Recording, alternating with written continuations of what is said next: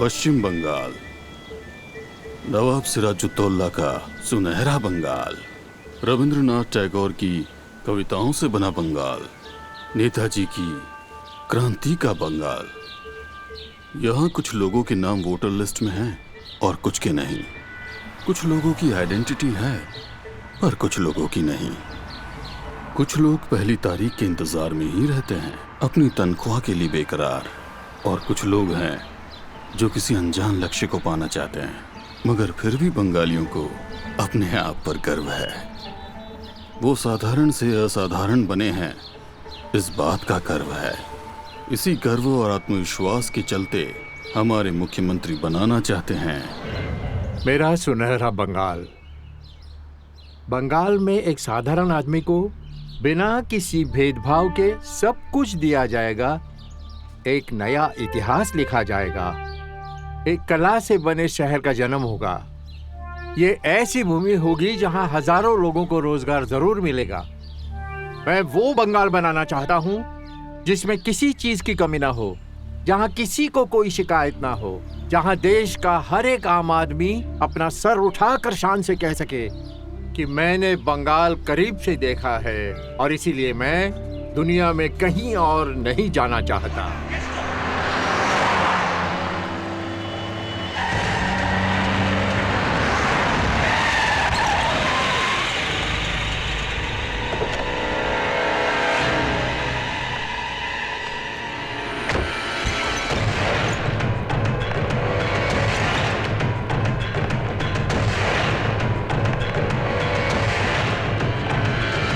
चैताली राय, star Ananda, Mantosh Panja, अपना camera दीजिए। क्यों? आज दिन भर हमारा पीछा करते हुए आपने जो भी रिकॉर्ड किया है ना, उसे घर ले जाकर अपने बीवी बच्चों को दिखाऊंगा। उनसे कुछ देर इंतजार करने को कहो। जब ये सब टीवी पर टेलीकास्ट होगा तो वो खुद ही ये सब देख लेंगे। पर उससे पहले हेडलाइंस मैं तुम्हें सुनाती हूँ। 1, तुमने पुलिस स्टेशन को अपना अड्डा और पुलिस वालों को अपना गुलाम बना लिया है। हाँ, राइट। 2, इस इलाके में कम से कम 50 जुए के अड्डे और शराब के ठेके हैं। 55 है। 3, हॉस्पिटल और शमशान घाट पर तुमने अपने काउंटर लगा लिए हैं और अगर किसी ने काउंटर पर पैसे जमा नहीं किए तो नो एंट्री। 4, तुम ब्लू फिल्म का धंधा करते हो। 5 औरतों को काम देने के आड़ में उन्हें विदेश में बेच देते हो। सही कहा। इस पूरे इलाके को तुमने डस्टबिन बनाकर रख दिया है।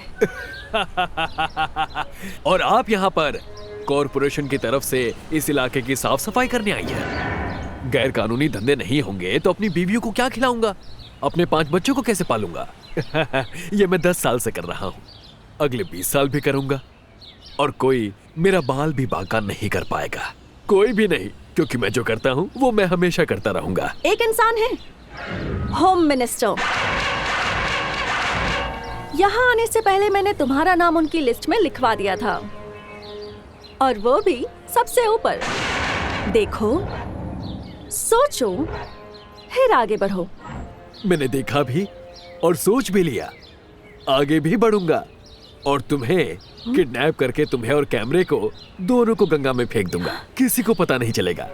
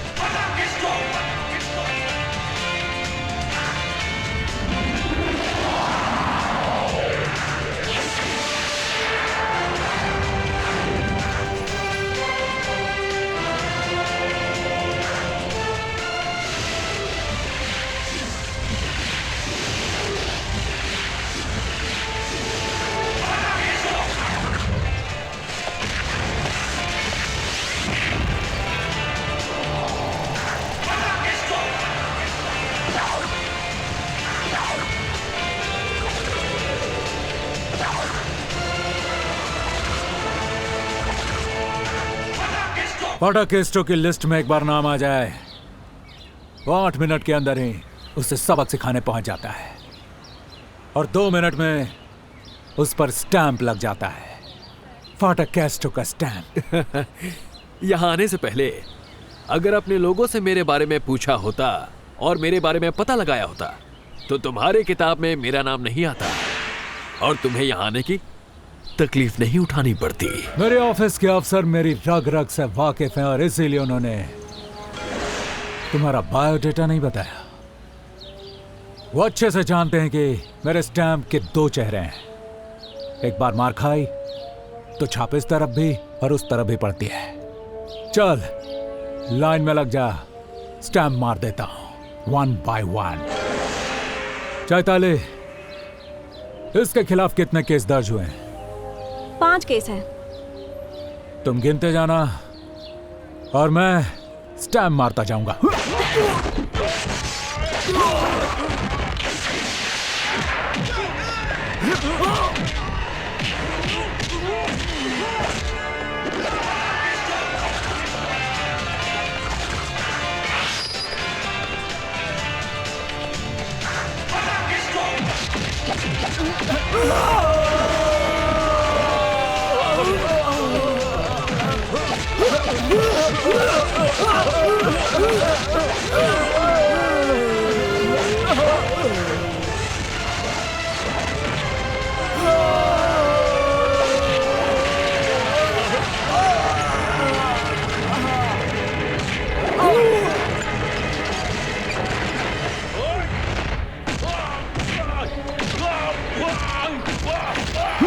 मेरे लिस्ट में तुम्हारा नाम है।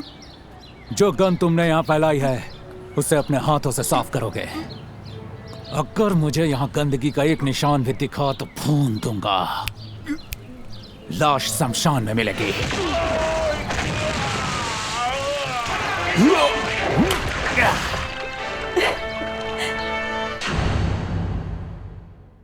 होम मिनिस्टर फाटा केस्टो को आज 1 साल पूरा हो चुका है और आज उन पर एक नई जिम्मेदारी भी है। सुनहरे बंगाल के सपने को साकार करने के लिए वो अकेले ही जिम्मेदार हैं। सबके दिमाग में सुनहरे बंगाल को लेकर हजारों सवाल उठ रहे हैं। आप सबके सवालों का जवाब देने के लिए जनता की अदालत में आ रहे हैं होम मिनिस्टर फाटा केस्टो।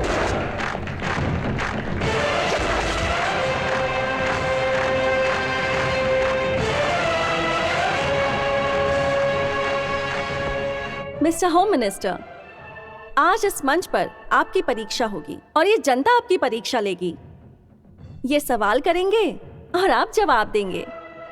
परीक्षा के अंत में मैं आपको बताऊंगी कि आपको कितने मार्क्स मिले। आसान नहीं है। क्या आप तैयार हैं? 1 मिनट। स्कूल कॉलेज की परीक्षा से पहले मैं अपने टीचर का आशीर्वाद लेता था ताकि मैं अच्छे मार्क्स लाऊं। आप सभी लोगों को मैं प्रणाम करता हूं। अच्छे मार्क्स दीजिएगा, ठीक है? तो चलिए शुरू करते हैं। आप पिछले 1 साल में आपने गलत उसूलों को उखाड़ फेंका, इसीलिए राज्य का सामान्य आदमी आपका शुक्रगुजार है। लेकिन क्या आपको यकीन है कि मार धाड़ करके आप बंगाल को सुनहरा बना देंगे? सांप मारने के लिए लाठी की जरूरत होती है, सिर्फ बुद्धि के बल से सांप नहीं मारता। मुझे सांप का विनाशक बनकर उसका घर तोड़ना पड़ा, लेकिन अब नायक बनकर वो घर बनाऊंगा, सबके लिए बनाऊंगा, और तभी हम बना पाएंगे सुनहरा बंगाल। अगला सवाल बोलिए। सुनहरा बंगाल बनाने के लिए आप एक आम आदमी से क्या चाहते हैं? 3 चीजें: काम, ईमानदारी और इंसानियत। अगर आप लोग ये 3 चीजें सरकार को देंगे तो सुनहरा बंगाल बनने में ज्यादा वक्त नहीं लगेगा। 1 मिनट।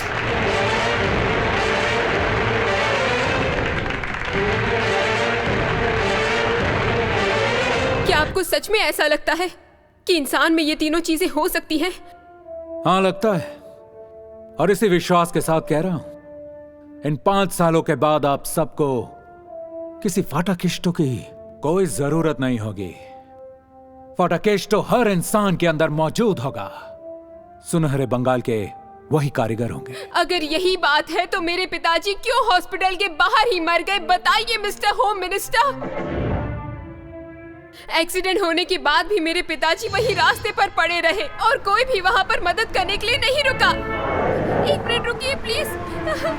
मेरे पिताजी की हालत बहुत खराब है, रुक जाइए प्लीज, प्लीज रुक जाइए प्लीज। हेल्प रुक जाइए प्लीज। क्या हुआ? अचानक गाड़ी के सामने क्यों आई? देखिए ना, मेरे पिताजी का एक्सीडेंट हो गया है। क्या आप प्लीज उन्हें हॉस्पिटल पहुंचाने में मेरी मदद करेंगे? बिल्कुल नहीं, अभी शोरूम से गाड़ी लेकर आ रहा हूँ। हॉस्पिटल लेकर गया तो पुलिस केस हो जाएगा। मैं पुलिस को सब बता दूंगी, आपको तकलीफ नहीं होगी। देखो, लाइफ की पहली गाड़ी खरीदी है, बीवी के साथ मंदिर जाना है। हटो। आप मंदिर तो बाद में भी जा सकते हैं, पर मेरे पिताजी हॉस्पिटल नहीं गए तो मर जाएंगे। ठीक है, फिर लेकर आओ। Thank you. उठाइए, उठाइए रे, जल्दी। चल गाड़ी खाली कर।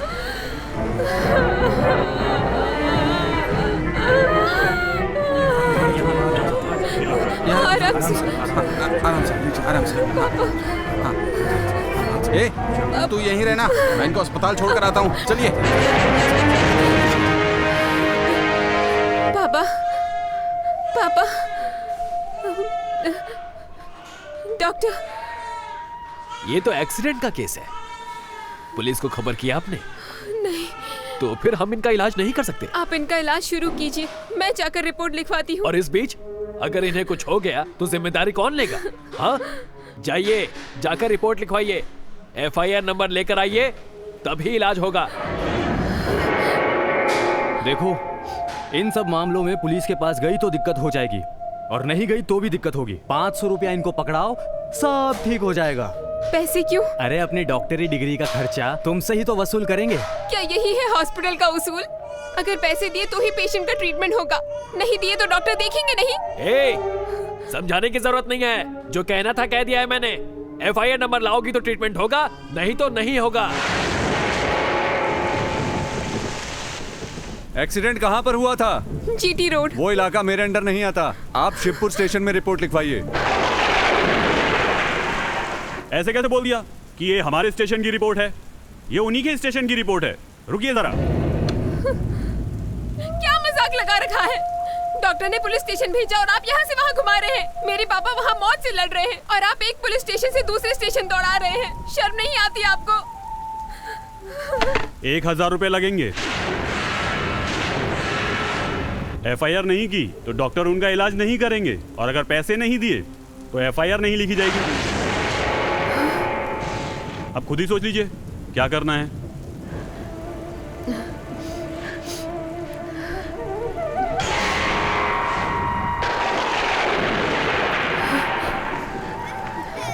पापा कहाँ है? डॉक्टर ने इलाज शुरू कर दिया क्या? रिपोर्ट लिखवा दी है, नंबर भी लेकर आई हूँ। पापा ठीक है ना? कौन सी वार्ड में है वो? आ जाओ।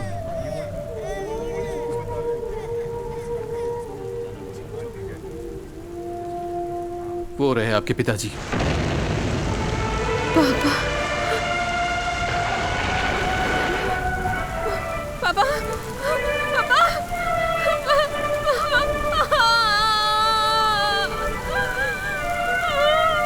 मैंने उन लोगों से कई बार कहा, पर उन्होंने मुझे लाश को अंदर रखने से मना कर दिया। लाश को यहीं बाहर रख दिया।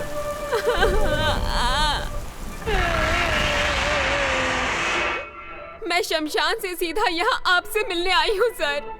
उन बाकी के 5 लोगों की तरह मुझे भी यही लगता था कि आपके रूप में एक अच्छा नेता बाहर आया है। और मेरा सवाल भी आप ही से है कि ये सुनहरा बंगाल आप पीतल से तो नहीं बना रहे हैं ना सर, जहाँ सोने की आड़ में पीतल छुपा है। आपको विश्वास है कि बंगाल को अच्छा नेता मिला है तो उसे बनाए रखिएगा, क्योंकि उसके सुनहरे बंगाल में किसी चीज की कमी नहीं होगी। और अगर कहीं गंदगी के कुछ छींटे दिख जाए तो मैं उन्हें ढूंढ निकालूंगा और सबको जला डालूंगा।